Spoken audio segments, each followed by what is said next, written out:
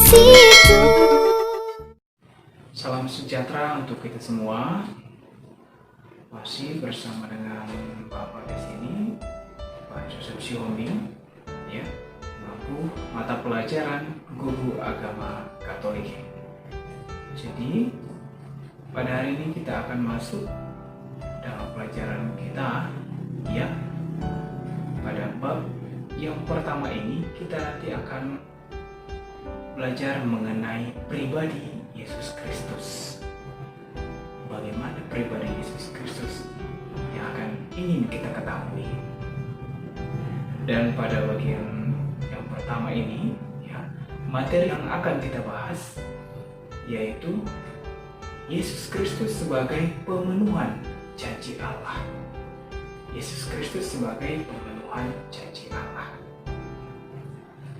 Nah, maka dari itu, sebelum kita masuk ke pelajaran kita ini, kita terlebih dahulu mengetahui apa yang menjadi tujuan pembelajaran kita, untuk mempelajari bagaimana Yesus sebagai pemenuhan janji Allah.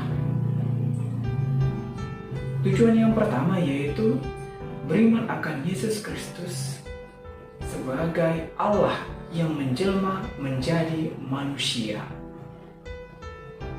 Tujuan yang kedua yaitu peduli pada sesama agar kehadirannya dapat dirasakan sebagai wujud Allah yang menjelma menjadi manusia. Dan tujuan pembelajaran kita yang berikutnya yaitu bagaimana kita menjelaskan apa sebenarnya arti dan makna sebuah janji. Dan tujuan pembelajaran kita yang berikutnya yaitu kita dapat menjelaskan bahwa sejak awal Allah menjanjikan juru selamat seperti yang diungkapkan dalam Kejadian 3 ayat 8 sampai 15 dan juga Yesaya 7 ayat 10 sampai dengan 14. Dan tujuan pembelajaran kita yang berikutnya, nantinya kita dapat menjelaskan Yesus Kristus adalah sebenarnya pemenuhan janji Allah sendiri. Dan yang terakhir, kita dapat membuat refleksi, ya, baik itu dalam hati kita sendiri maupun kita ungkapkan dalam bentuk tulisan sebagai tanggapan atas janji Allah sendiri. Maka dari itu untuk anak-anak kami sekalian, mari kita ikuti pelajaran kita hari ini, ya. Kita akan mulai masuk ke materi kita, bagaimana Yesus Kristus sendiri sebagai pemenuhan janji Allah. Kalau kita ketahui, sejak semula Allah menghendaki agar manusia tentunya hidup untuk bahagia. Allah pun berusaha untuk mewujudkan harapannya dengan berbagai cara. Sekalipun manusia itu jatuh ke dalam dosa, seperti Adam dan Hawa tentunya. Allah tidak menutup pintu belas kasih-Nya. Ia bahkan menunjukkan keselamatan dan kehidupan yang kekal bagi semua orang. Bagi semua orang. Janji itu dipegang teguh Allah dan diwujudkannya sendiri melalui putranya Yesus Kristus hingga wafat di kayu salib. Maka dari itu Allah adalah Allah yang setia pada janjinya. Sebelum kita memasuki dasar biblis dari bagaimana pemenuhan janji Allah, kita harus terlebih dahulu mengerti apa arti dan makna dari sebuah janji itu. Nah, tentunya kamu pernah berjanji atau bahkan dijanjikan oleh orang lain, baik itu orang tua, guru, teman-teman, atau mungkin dirimu sendiri pernah berjanji untuk dirimu juga. Nah, pertanyaannya, apakah kamu memahami arti atau makna dari sebuah janji itu sendiri? Apakah juga kamu memahami apa konsekuensi dari janji itu apabila janji itu tidak dapat terpenuhi ataupun tidak dapat kamu penuhi? Nah, dari itu coba kamu menyelesaikan soal yang Bapak berikan ini, ya. Apa isi janjimu kepada orang tua, teman, guru, atau bahkan untuk dirimu sendiri? Ya, apa isi janjimu yang pernah kamu katakan? Kemudian, apakah janjimu itu terpenuhi atau bahkan tidak terpenuhi? Baik itu kepada orang tuamu, kepada temanmu, kepada gurumu, atau kepada dirimu sendiri juga. Dan kemudian, apa dampaknya? Ya, apa dampaknya bagi orang tuamu, ya, bagi temanmu, bagi gurumu, atau bahkan kepada dirimu sendiri? Kalau janjimu itu terpenuhi atau tidak terpenuhi. Baik anak didik kami sekalian, kalau tadi kami sudah menyelesaikan tugas yang pertama itu, nah coba sekarang ya, tuliskan janji yang pernah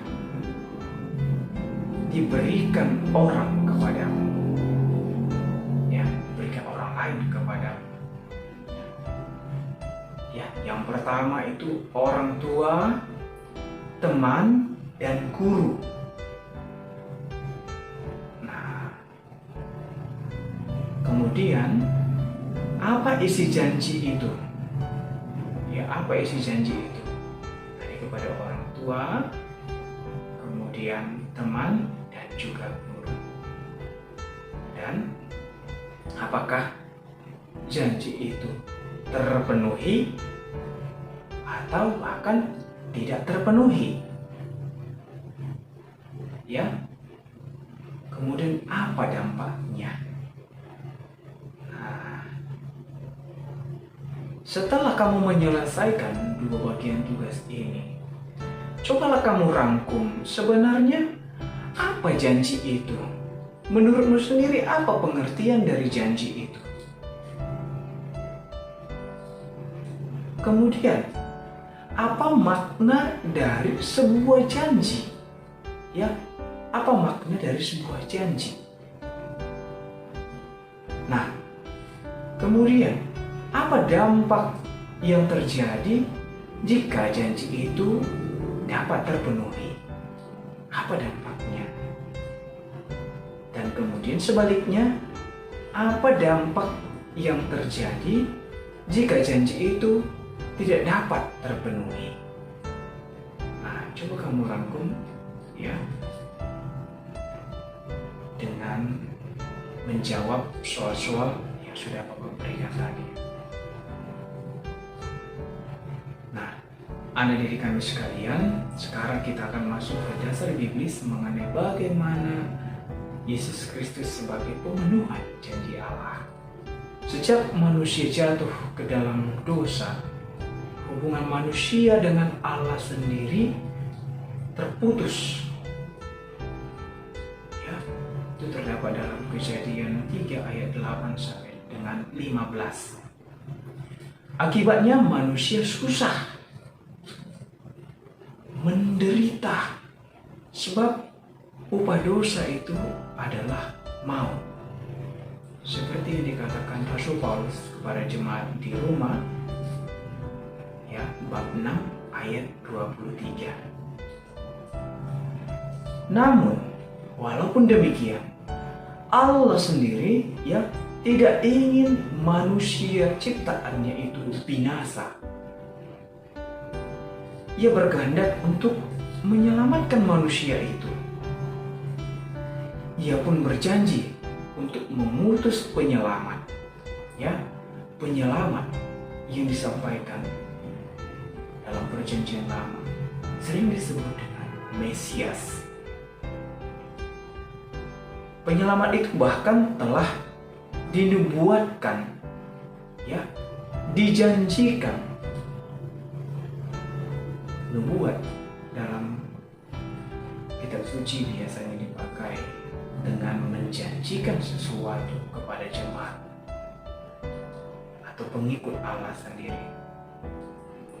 Nubuat adalah pernyataan, ya, nubuat adalah pernyataan akan suatu misteri yang akan terjadi dan biasanya disampaikan oleh nabi yang diutus oleh Allah sendiri. Nah, coba kamu lihat dalam kitab suci, ya. Coba kamu temukan apa-apa saja nubuat-nubuat atau janji-janji Allah tersebut, ya. Bagaimana Allah mengutus penolongnya, seperti, ya, coba kamu lihat dalam kutipan kitab suci Yesaya 11 ayat 1 sampai 2. Yesaya 11 ayat 1 sampai dengan 2. Dan yang kedua, Yeremia 23 ayat 5. Kemudian Mika 5 ayat 2. Dan yang terakhir Yesaya 7 ayat 13 sampai dengan 14. Ya. Coba kamu tuliskan, ya, dalam buku tulismu, ya, kutipan kitab suci ini, dan juga teks atau isi dari kutipan itu. Kemudian kamu garis bawahilah, ya, nubuat yang disampaikan oleh Allah sendiri melalui nabinya. Digaris bawahi. Jadi itu dulu mungkin yang bisa Bapak sampaikan pada hari ini, ya.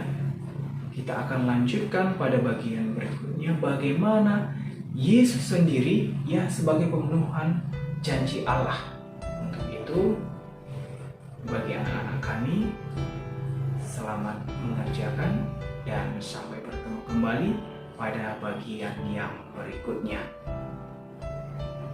Sekian dan terima kasih. Salam damai Kristus.